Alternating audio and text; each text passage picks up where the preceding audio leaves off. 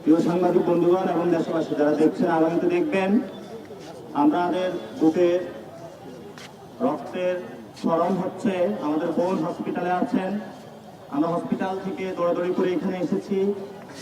আমরা আজকে এখানে বিক্ষোভ মিছিল করছি, কিন্তু আমরা যদি বাংলাদেশের পিছনে একটু ফিরে যাই, 71 সালে সাম্য, মানবিক মর্যাদা এবং ন্যায় বিচারের যে একটি মুক্তিযুদ্ধ হয়েছিল, সেই মুক্তিযুদ্ধকে অবজ্ঞা করে 1972 সালে একটি জাতিসত্তা বাঙালিকে নিয়ে যে বাংলাদেশ রাষ্ট্র গঠন হয়েছে, সংবিধান তৈরি করা হয়েছে, আমরা মনে করি বাংলাদেশের যে বিভিন্ন জাতিসত্তাকে সেই সংবিধান থেকে খারিজ করে একটি জাতিসত্তার উপর গুরুত্বারোপ করার কারণেই আজকে আমার বোন হলো হসপিটালে। আমরা সেই সংবিধানের বাতিল চাই, যেই সংবিধানের কারণে প্রতিনিয়ত আমাদের সমতল হোক, পাহাড় হোক, বিভিন্ন যে জাতিগোষ্ঠী রয়েছে, মারমা, সাঁওতাল, চাকমা, বাঙালি যারাই হোক, প্রতিনিয়ত তাদের আজকে রক্তক্ষরণ হচ্ছে। আমরা আগামীতে বাংলাদেশে 72-এর যে মুজিববাদী সংবিধান রয়েছে, যেই সংবিধান আমাদের প্রতিনিয়ত রক্ত ঝরাচ্ছে, সেই সংবিধান যদি বাতিল না করতে পারি তাহলে প্রতিনিয়ত এই হত্যাযজ্ঞ চলতে থাকবে।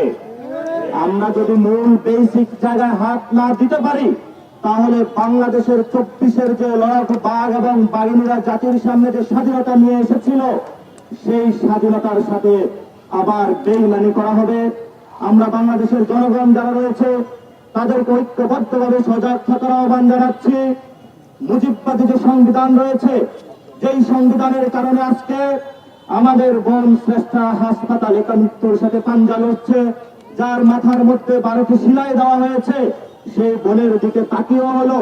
যারা পাহাড়ের আমাদের ভাই এবং বোনরা রয়েছেন, আপনারা এই মুজিববাদী যেই সংবিধানে আপনাদেরকে কোনো স্থান দেওয়া হয় নাই, সেই সংবিধানের বিরুদ্ধে আপনাদের আওয়াজ জারি রাখুন।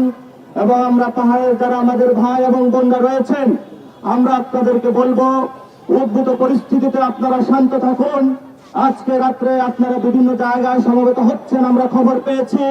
সেই জায়গাতে যারা বাঙালি রয়েছেন এবং বিভিন্ন জাতিসত্তার যারা পাহাড়ে অবস্থান করছেন, কোনোভাবেই বিদেশি কোন চক্রান্তে আপনাদের পাওয়া দেওয়া যাবে না।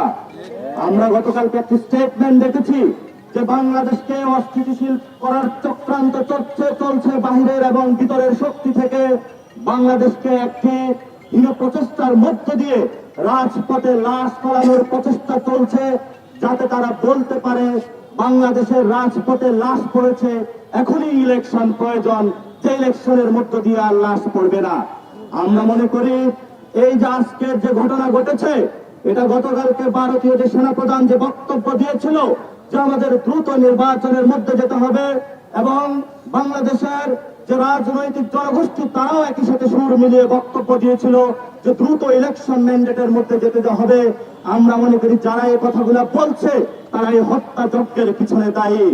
আমরা মনে করি যে বাংলাদেশ যথেষ্ট স্থিতিশীল জায়গায় আছে 24-এর পরবর্তী জায়গা থেকে, কিন্তু এই নির্বাচনমুখী যারা দ্রুত গতিতে নির্বাচনের ভুয়া তুলে বাংলাদেশের রাজপথে লাশের রাজনীতি করতে চাচ্ছে, আমরা তাদেরকে বলবো লাশের রাজনীতি থেকে সরে আসুন।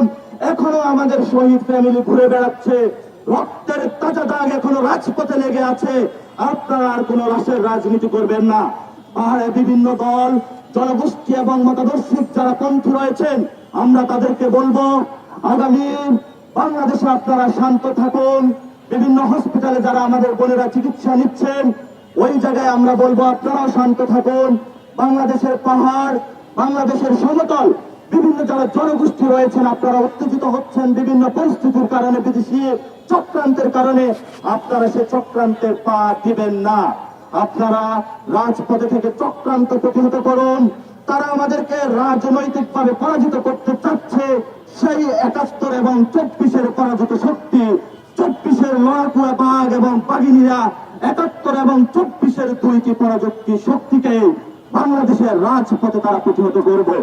আমরা বাংলাদেশে চাই যারা আমাদের এই রাজপথে খুনের বন্যা বসিয়েছে, অতি দ্রুত তাদেরকে আইন শৃঙ্খলা বাহিনী তাদেরকে শাস্তির আওতায় নিয়ে আসুক, এবং বাংলাদেশের বিচারহীনতার সংস্কৃতি রয়েছে। আমাদের ভাইদেরকে যারা গাজীপুরে হত্যা করেছে, যাত্রাবাড়িতে হত্যা করেছে, আজকে আর এনসিটিভির সামনে হত্যাযজ্ঞ চালানোর মাতারা উল্লাসে তারা কেঁপে উঠেছিল।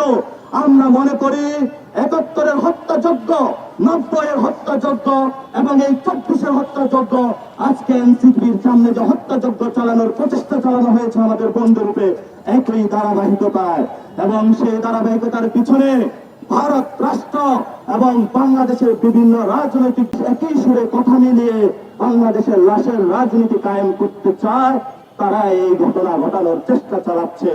আমরা বাংলাদেশের জনগণকে বলবো, পাহাড়ের জনগণ বলবো, ঐক্যবদ্ধ থাকুন, রাজপথে মোকাবিলা করুন।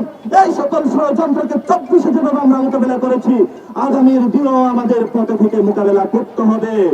আমরা বলেছি আমরা শহীদ, অলরেডি শহীদ হয়েছি, আমাদের কোনো জানের ভয় নাই। আপনারা আমাদেরকে জানের ভয় দেখাতে আসবেন না।